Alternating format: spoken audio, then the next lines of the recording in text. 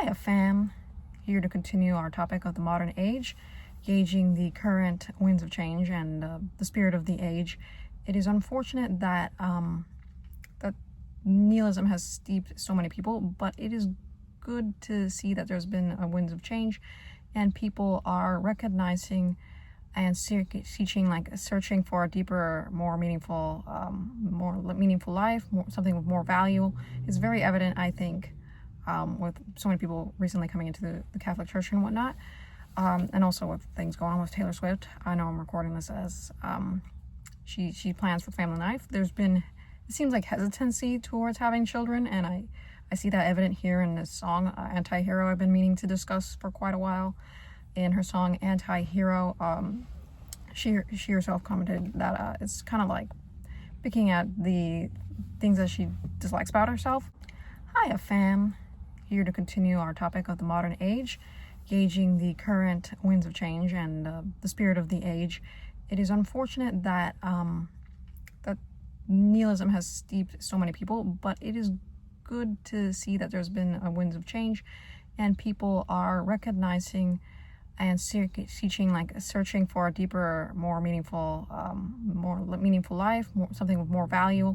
Is very evident, I think, with so many people recently coming into the Catholic Church and whatnot, and also with things going on with Taylor Swift. I know I'm recording this as she plans for family life. There's been, it seems like, hesitancy towards having children, and I see that evident here in this song, Antihero, I've been meaning to discuss for quite a while. In her song Antihero, she herself commented that it's kind of like picking at the things that she dislikes about herself. Antihero is one of my favorite songs I've ever written. I really don't think I've delved this far into my insecurities in this detail before, but like I just struggle with the idea of like not feeling like a person. Like, don't feel bad for me, you don't need to, but you know, this song really is a real guided tour throughout all the, you know, things I tend to hate about myself. We all hate things about ourselves, and it's all of those aspects of the things we dislike and like about ourselves that we have to come to terms with if we're gonna like be this person. So, and we can see how she expresses like the negative things about herself. Like she kind of pokes fun a little bit at herself, how like maybe the gossip and the drama and whatnot, regardless of how true or untrue it is, gets to her, and like that's expressed in the music video as well as her own insecurities,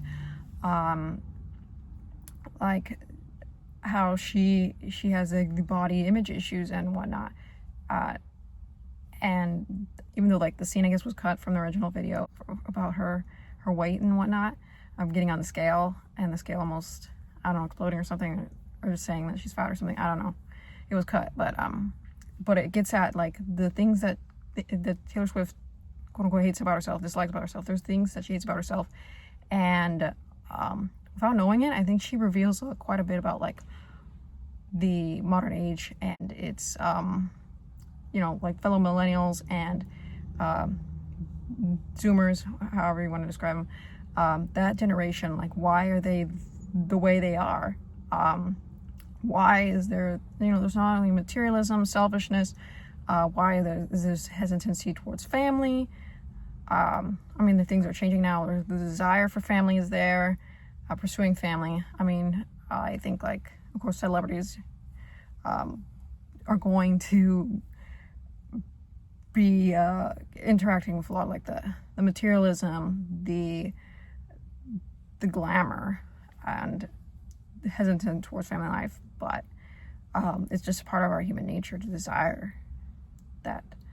And in addition to that, to get into more like the song and what I've been wanting to discuss, like a little bit of the nihilism, I think, like it's more evident, I think, in media, in TV as well as music, but in this song, like this idea of her struggling to grow and saying how she gets older but never wiser, and not really seeing, like, I mean, again, the purpose was to talk about what she dislikes about herself. It's not to say that there's nothing that she does see like redeemable about herself, but But what stood out to me was like the little skit in the middle of the music video where she has and it kind of gets into a dark territory about how she wakes up from screaming and dreaming. She says she wake up screaming. Like, that's, wow, that's disturbing. Like, to think she's lived in this celebrity world. I want to say Hollywood, even though like music industry, yeah, they basically, I feel like they all come together to this same celebrity degenerate society, Hollywood. Like, it's all almost practically the same thing. But she grew up in that world. Even though she has that worldly material success, there's like a lot of unrest and unhappiness. And in this song, Antihero, she confesses as to why is she screaming. She wakes up from screaming, dreaming, and she explains her nightmare more explicitly later on in the song as like her daughter-in-law kills her for the money. Like, that's pretty dark. So again, like, it all boils down to this materialism, this worldliness, and these fears that people, or rather, like, if she were to have children, they'd only want her for the money. It's like, that's, you know, what's striving for worldly success. She got the worldly stuff, but now there's like instability in the idea of having a family, and there's this insecurity about like being truly loved. And I think this all ties into the feminism, the fear, like, you don't want to have kids because they'll turn out awful. And that's what she kind of reveals in this song, and especially in the skit where her children are gathered together to read her will, and they are, you know, yelling and fighting, and they are really upset because they're acting like spoiled people, and Taylor Swift did not give them any money. And there's a little joke about her like caring about cats and giving her money to the cat's pet sanctuary, but it reveals something like, you know, her fears about having a family, and like, even though there's that nature to nurture by caring for cats, and you know, feminism tells you like, oh, you don't want to have kids, but she does want to have a family. But there's some of these insecurities, these fears that it pulls at. Like, if you had kids, they'll be just horrible. And I think it's kind of a reflection, whether conscious or not, like, oh, if I don't like myself, then like my kids are going to turn out messed up like me. They're going to become like me. If I don't love myself, how can I love my kids? But in the reverse, if I love my kids, how can I not love myself? Because the kids are a reflection of me. And those things go hand in hand. And I think it's revealed in feminism, like, there's this pattern that, you know, feminists, they had like poor relationship with their mom, or yeah, maybe they're spoiled, maybe they hate this idea of pouring out to other, but there's also like these fears, these insecurities about the self. And I remember like a coworker saying something like if you're pregnant with a girl, it's because you need to like learn to love yourself. But I think like regardless if it's boy or girl, like, I don't believe like the superstitious or whatever you want to call it stuff, but I do believe like boy or girl, they're gonna reflect a part of you. I end up having a girl, but the child's gonna reflect a part of you. Yeah, the personality, mannerisms, maybe they'll pick that up from you, but physically also as well, they reflect you. You have your image in terms of like, yeah, mannerisms, but also like physical features. Like when my child was born, like, it's like, oh, I saw my face in her face, and it's like, but I have this other unconditional like motherly love for this baby, but the baby shares my face. And of course it's hard to not think like, how can you not like love this child and not love yourself? But if you don't love yourself, maybe you have doubts about loving a child. So there's those insecurities at play, particular with Taylor Swift and her, especially in Antihero. I feel like, oh, there's this fear like if she had a family, a next generation family, like they would betray her, and she has these insecurities about herself. She said like, I'm a narcissist. I don't know how much that is like gossip or whatnot, and how much that's like coming from within. But it seems like she kind of internalized that. And again, if she also sees herself like as spoiled, she's part of that celebrity world where it's about fighting, and it's about fighting to be on the top. It's about staying on top and being the most beautiful and all that, and revealing that she has insecurities about her own image. She says, I'll stare into the sun but never look in the mirror. And that can have a multitude of meanings, but it's like, it's painful to look at the sun. Like, why would you want to do that? And not wanting to look in the mirror, not wanting to self-reflect, not wanting to look what's going on inside, not wanting to look at herself, because maybe physically looking at herself, she comes up with these insecurities about herself. Like, again, she's spoken about, like, I think eating disorder, at least body image issues. And again, it's hard enough with God, but in this fallen world without God, like, if you're very consumed by the worldly, drift away from Christianity, or don't grow up with it. If you grow up in this nihilistic environment where, like, you create your own meaning, your own matter, and you're just consumed with this self-doubt.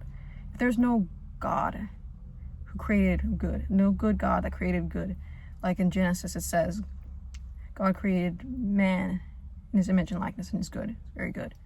So, like, it's easy. It's easy to look at ourselves and be like, even though we're in the image and likeness of God, and think poorly of ourselves. That's true. There's a broken, fallen part about ourselves. But without God, you're kind of like stuck there. You're stuck in this rut. Grow on, older but never wiser. And there's a need for something beyond ourselves, like, pull us out. And whether people are conscious of it or not, like, that's what kind of God kind of like comes in, I think. Whether it's like having a family and having children and having to get out of yourself and into service of these children. But yeah, you want something even deeper than that, and you want to be right with yourself, right with God, even before children come into the picture. Like I said, like, if you love this child unconditionally, which is almost like natural, it's almost supernatural. It's definitely natural, like, to love this child who shares your image and likeness. And it's hard not to love yourself, and, like, God almost acting that. Ideally, though, you would love yourself, see the good in yourself, as well as recognize the flaws, the brokenness, and be like, okay, Taylor Swift, you do have that docile nature about you. You have that nurturing desire to nurture and care for another life, and that's good. Like, that's something good about you, that you were created with that desire to care and to nurture, even though it's mainly with cats. But why is it that there's so many cat ladies?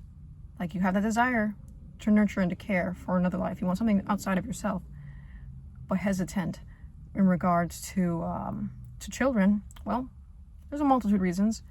Like, the feminism wants to push that aside, because the enemy wants to push that aside. It makes you want to hate yourself and not have anything to do with more of yourself. Of course, we're made in God's image and likeness, and he wants us to create other human beings in our image and likeness, having a family. So, of course, there's many attacks against that. And also with feminism, there's that attack against, once again, one form of attack against that nature, and saying, like, pretend like you don't have a nurturing nature.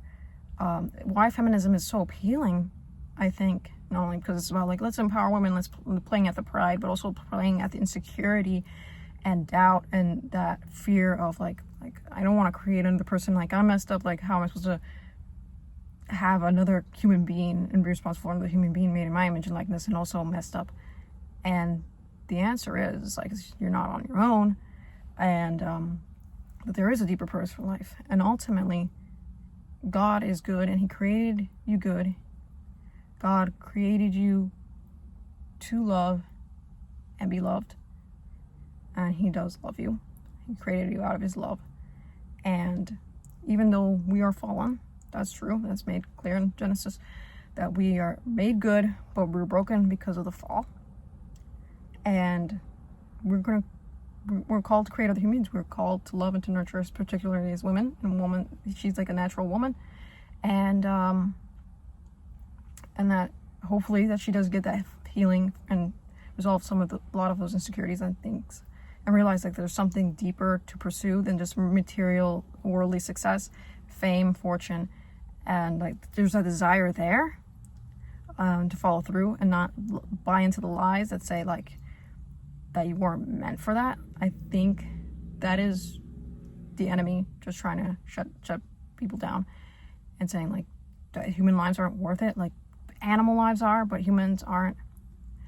that like somehow it's not in your nature to care or nurture as a woman, but it clearly is. And even somebody who buys into feminism like Taylor Swift desires it, and even though she has those fears and insecurities, like it doesn't actually offer her the answer, and she doesn't offer any answers or solutions in here. She expresses them. I guess that's just a way, like maybe if you vent out these insecurities, maybe somehow they will be addressed or something. I don't know what the point is, but she says she's tired of rooting for the anti-hero. And to me, in my mind, like, yeah, there's a lot of anti-heroes in the media, in this song, and who's the anti-hero if not her? And who's going to be tired of rooting for it? Maybe it's the fans, maybe she herself is tired of rooting for the anti-hero. And what does that mean? What does it mean? You're not going to root for the anti-hero anymore. It's easy, I guess, to see ourselves or other people as anti-heroes because we want what's good but are flawed. And unfortunately, nihilism is not the answer because it's like you're stuck there in that rut. And Taylor Swift's like, I'm stuck in that rut. I think in Call It What You Want to, she says, like, at least I did one thing right. It's like, I never learned, bridges burned, but at least I did one thing right. But in here, she's like older and never wiser. Like, she seems to be in this rut. And to think like, oh, well, I wasn't really created purposefully or meaningfully by a good God, but like life is a mistake, then there's not much progress there in the nihilistic worldview, nihilistic, whatever. You're just stuck in this rut of anti-heroes. But if there's someone or something that is perfect that comes from the outside, then there is hope for that salvation, that healing, and a triumph. And because, if I'm broken, how am I supposed to save myself? This is great that she recognizes brokenness, but there's not much like terms of hope and healing beyond that.